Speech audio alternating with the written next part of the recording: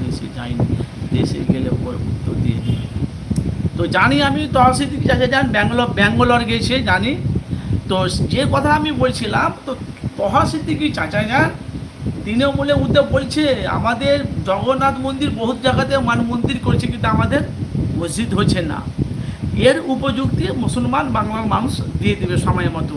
তো আপনাদের কাছে একটা কথা বলি ভাইজান, যে শওকত মোল্লা যে তহা সিদ্দিকীকে চাচাকে নিয়ে যে এই সব যে বিভিন্ন রকম কুমন্তব্য করছে, তহা সিদ্দিকী চাচা যান তো অবশ্যই ভিডিওটি দেখেছে। আমার মনে হয় আপনাদের মনে হয় তহা সিদ্দিকী ওনাকে ছেড়ে দেবে? ছাড়বে না। আর সামনে ভাই বিধানসভা ভোট, ভাঙড়ে নওশাদ সিদ্দিকী জিতবে কি হারবে আমি জানি না, কিন্তু লড়াইটা কিন্তু ভাই হাড্ডাহাড্ডি লড়াই হবে। বাস্তব বলছি আপনাদের, লড়াইটা কিন্তু হাড্ডাহাড্ডি লড়াই হবে। কেন আমরা যতটা জানি ভাঙড়ে সব প্রতি খৌফ হলো বেশি শওকত মোল্লা। শওকত মোল্লা বলেছে আব্বাসে নওশাদের ঘুমকে হারাম করে দেব, যেহেতু ওনার বড় ভাই আমাকে জাহান্নামের কুকুর বলেছে। দুনিয়ার জমিনে কেউ কাউকে জাহান্নামী ডাইরেক্ট বলা যাবে না, সে নিজেই জাহান্নামী হবে। আব্বাস সিদ্দিকী যে কথাটা বলেছে তো ওইটা প্রমাণ করে দেবো, আই না বস। বিভিন্ন রকম বাংলাতে আজকে তো আমাকে চায়ের দোকানে বলছে যে আব্বাস সিদ্দিকী জলসা করছে, অজিনিষেধ করছে, ওনার কি জাহান্নামাটা বলাটা ঠিক হয়েছে? হিন্দু দলীয় আদিবাসী খ্রিস্টান এরা কিন্তু আমার আল্লাহকে মানে না, কিন্তু আমার কোনো মুসলমান তাকে বলে তুই জাহান্নামে যাবি কেন? আল্লাহর বান্দা উনিও, আল্লাহর সৃষ্টি উনিও, ভালো করে বুঝবেন। তো জান্নাত জাহান্নাম কাকে দেবে সেটা আল্লাহ রাব্বুল আলামিন ভালো জানে, যেটা আমাদের সৃষ্টিকর্তা, আমাদের মালিককর্তা। কিন্তু বলা বলি কথা ভাই যান, তহা সিদ্দিকী চাচা যান উনি কি আইএসএফে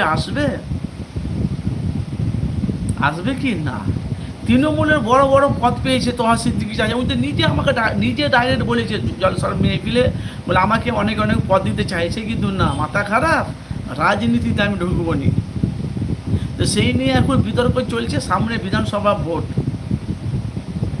তহা সিদ্দিকী চাচা কাসেম মেহের তোমার বলছে তোমার ইব্রাহিম সিদ্দিকী চাচা যান গালে মেরে গালকে একদম সিধা করে দেবে যে ব্যাকা আছে। এখন বিভিন্ন রকম চলছে। আর আপনারা জানেন যে আমি ভাই মানুষের কাছে সত্যটা তুলে ধরি, যেখান থেকে আছেন অবশ্যই আপনাদের মূল্যবান মত। আমি ভাই দেখেন 10টার পর আমি লাইভে আসি, আজকে 10টার পর লাইভে আজকে চলে এলাম 9:30টার সময় লাইভে।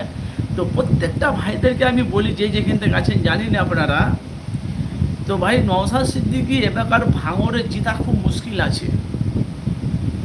আর বামফ্রন্ট সিপিএম কংগ্রেসের সাথে জোট করেছে নওশাদ সিদ্দিকী, আইএসএফের চেয়ারম্যান নওশাদ সিদ্দিকী, আর আইএসএফের মেন খুঁটি হল আব্বাস সিদ্দিকী।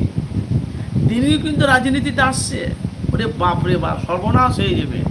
একে তো রাজনীতিতে এসেছে কে তোমার কাসেম সিদ্দিকী ভাইজান, জলসা আর হচ্ছে না। জলসা ওনারা তো জলসায় দেখতে পাচ্ছি না, ওনাকে কেউ দাওয়াতও করছে না। কি দাওয়াত লাইন আছে সেটা আল্লাহ পাকি জানি না, কিন্তু যবে থেকে রাজনীতিতে ঢুকেছে কাসেম সিদ্দিকী ভাইজান আর জলসা ওনারা দেখতে পাওয়া যাচ্ছে না। আজকে তাড়াতাড়ি লাইভে চলে এলে তাড়াতাড়ি খাওয়া দাওয়া হয়ে গেছি নাকি? আমি এসেছি আজকে লাইভে সোহেল আক্তার ভাইজান, শরীরটা ভালো নেই, নামাজ পড়ে চায়ের দোকান থেকে একটু চা ফা খেয়ে আপনাদের কাছে চলে এলেন লাইভে, আবার 10টার পর লাইভে আসবো। এখন এসেছি কিছু গুরুত্বপূর্ণ কথা বলুন।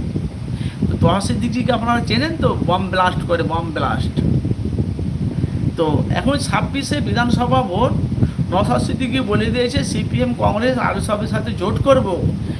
যেখানে যার পাওয়ার, যার যেখানে ক্ষমতা, যার যেখানে চাহিদা, যার যেখানে শক্তিশালী, সেই সিট ওখানে নেবে। তৃণমূল না সিপিএম যদি ক্ষমতা থাকে ওখানে তৃণমূল নেবে, না সিপিএম নেবে, কংগ্রেস থাকলে কংগ্রেস নেবে, আইএসএফ নিলে আইএসএফ থাকলে আইএসএফ নেবে। কেন জোর জবরদস্তি জুলুম চলবে না, যার যেখানে ক্ষমতা পাওয়ার সে সেখানে দখল নেবে।